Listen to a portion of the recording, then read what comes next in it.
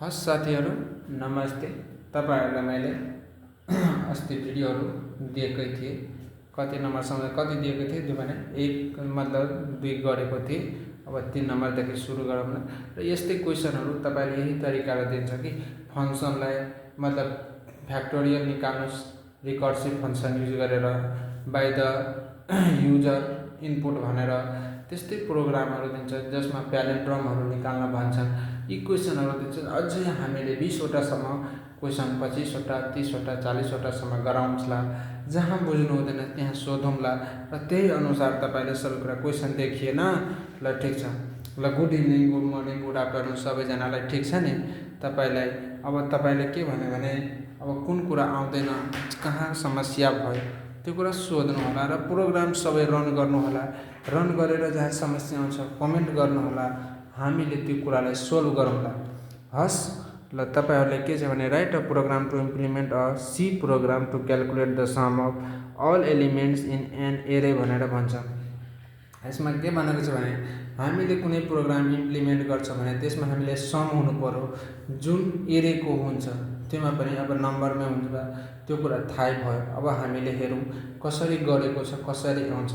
जस्तै हामीले के गरौँ भने एरेमा अब 2 गऱ्यौँ भने नि अब 2 मा 2टा नम्बर हाल्यौँ 2 एलिमेन्ट्स भन्छ भने 2टा नम्बर जस्तै 2 र 2 हाल्यो भने 2 र 3 हाल्यो भने कति हुन्छ भने 5 आउँछ। त्यसपछि 5 र 5 हाल्यो भने 5 र 5 हाल्यो भने 10 हुन्छ। त्यस्तो सम आउनु पर्यो।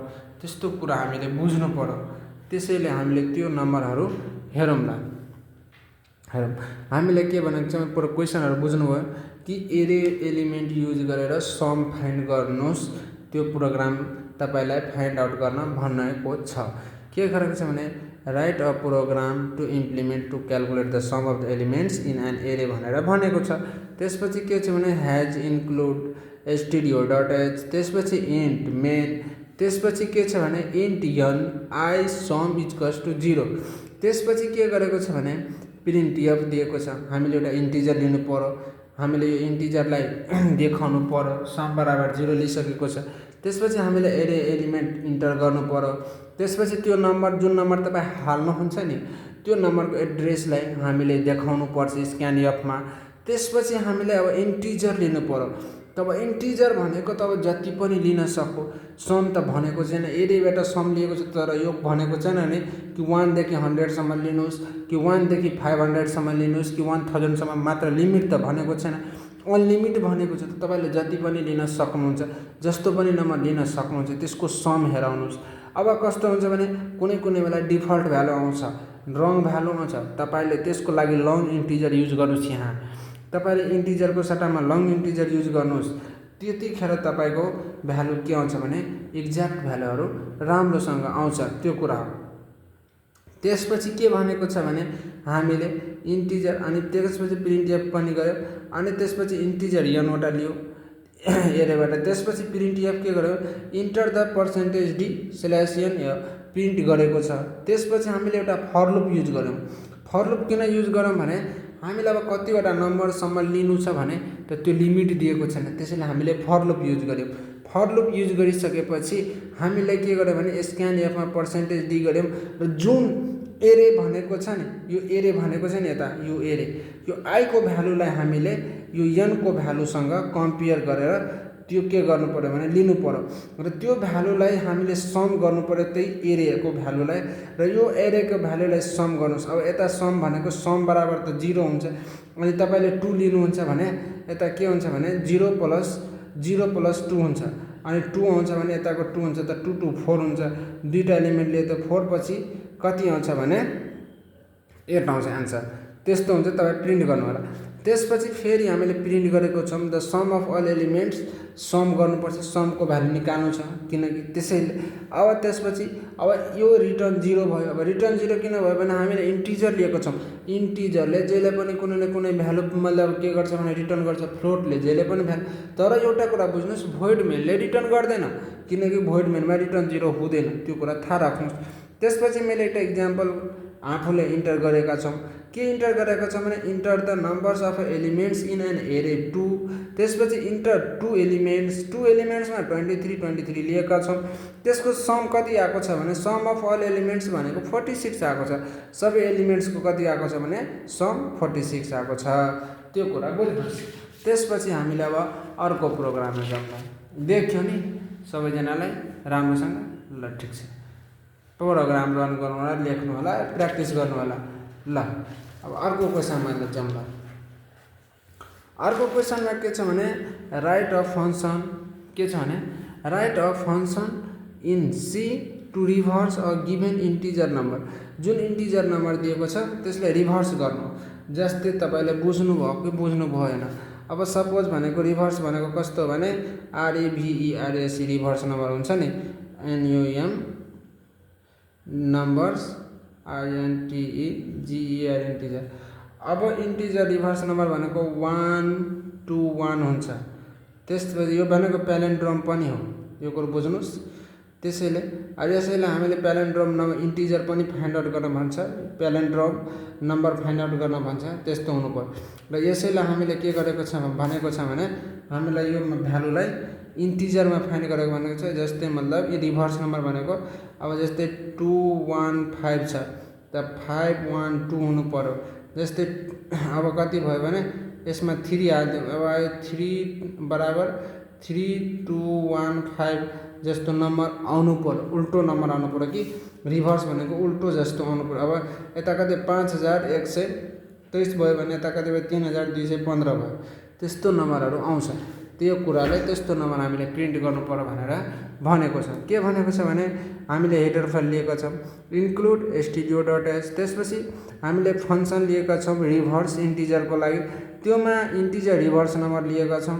त्यसपछि एउटा इन्टिजर नम्बर छ, त्यो इन्टिजर नम्बरलाई हामीले के गर्यौँ भने रिभर्स इन्टिजर बराबर 0 गर्यौँ। र त्यसमा हामीले एउटा वाइल कन्डिसन के युज गर्यौँ भने नम बराबर के हुन्छ भने 0 हुन्छ।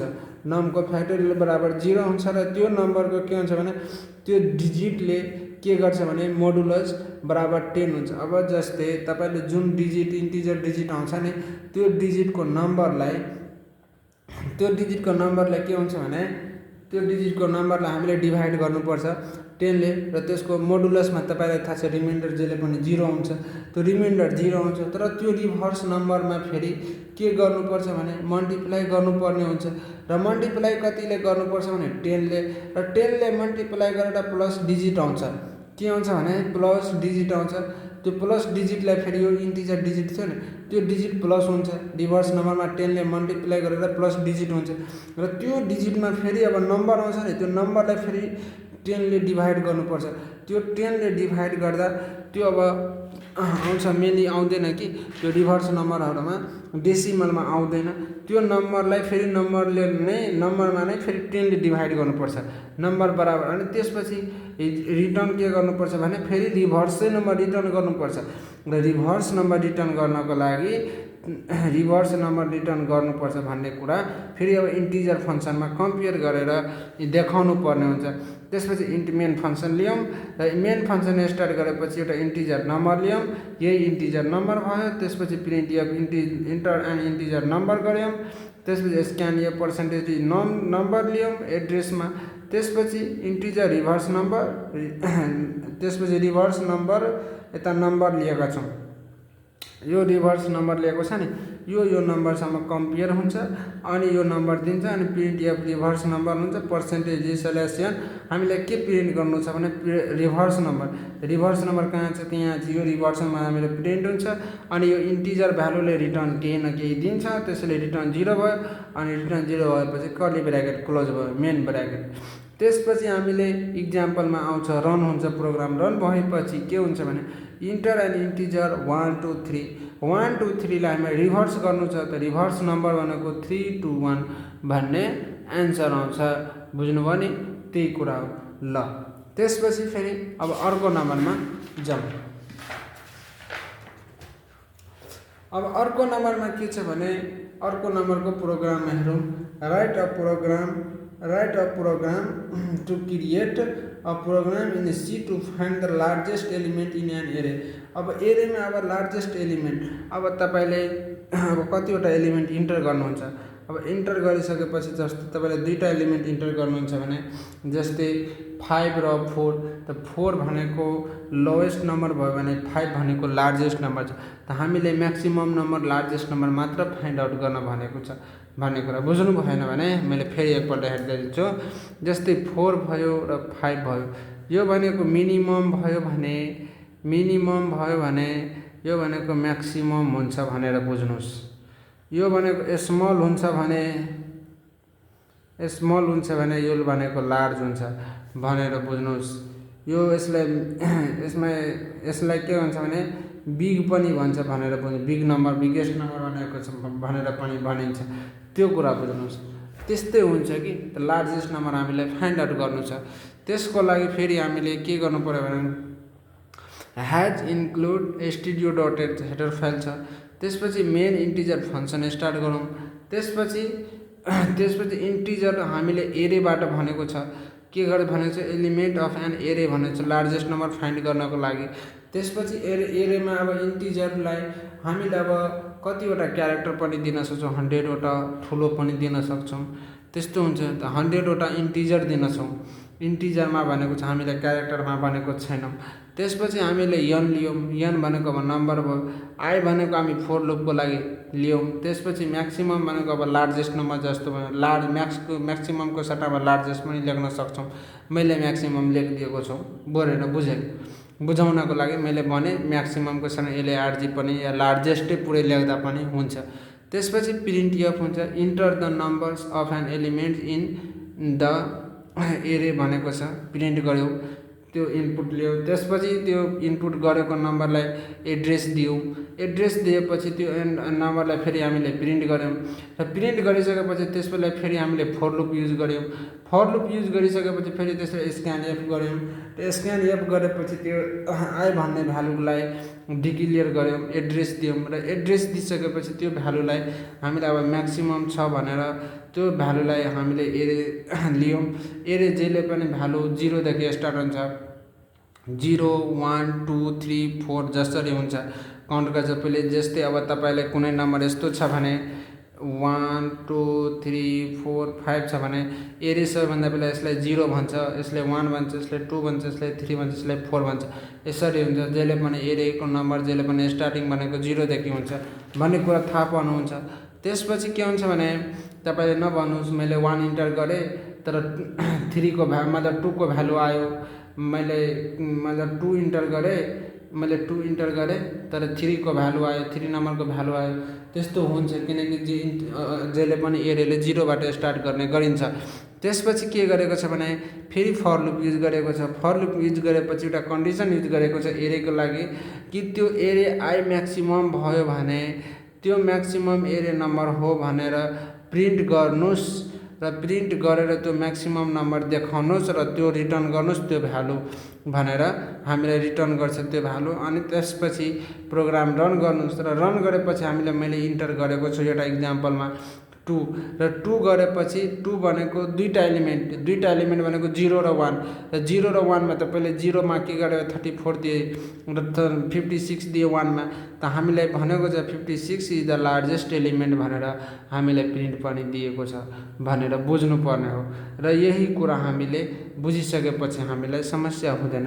ल हस्, धन्यवाद। तपाईँहरूलाई फेरि म अर्को भिडियोमा के गर्छु भने अर्को भिडियोमा तपाईँलाई फेरि लामो हुन्छ भिडियो, त्यसले गर्दाखेरि सानै भिडियोमा राम्रोसँग इजिली तरिकाले पढौँला। जहाँ बुझ्नु हुँदैन फेरि मैले भने तपाईँहरूलाई बुझ्नु भएन भने कमेन्ट गर्नुहोस्। कमेन्ट गरेको कुराले तपाईँहरूलाई नबुझेको कुराहरूले तपाईँलाई सम्झाउने कुरा हुन्छ। यो बुझेन, यो भाइ बहिनीले यो बुझेन, यो मेरो साथीले यो बुझेन, यसलाई कसरी गर्नुपर्छ। प्रोग्राम रन भएन भने कमेन्ट गर्नुहोस्। प्रोग्राम गलत भएको छ भने भन्नुहोस्, सर यहाँ तपाईँले गलत भन्नुभएको छ, त्यो कुरा पनि सेयर गर्न मिल्छ। किनकि जसरी तपाईँ पढ्नुहुन्छ त्यसरी हामी पनि पढेको छ। मेरोबाट पनि गल्ती हुन्छ, तपाईँबाट पनि गल्ती हुन्छ। हामी एक सम्झौता भएर पढ्ने गर्ने र त्यही कुराले हामीलाई सहायता गरेर ठुलोसम्म पुग्याउँछ, सङ्गत साथी बनाउँछ, रिलेसन बनाउँछ। त्यही कुराले एकअर्कामा कुरा सेयर गरेर इन्फर्मेसन पाएपछि त्यो कुरालाई हामीले हेरेर कसरी हुन्छ, कुन कुरा कसरी गर्ने गरिन्छौँ भन्ने कुराको लागि जानकारी हुनुपर्छ। ल हस्, धन्यवाद। तपाईँहरूलाई फेरि म अर्को भिडियोमा भेटौँला।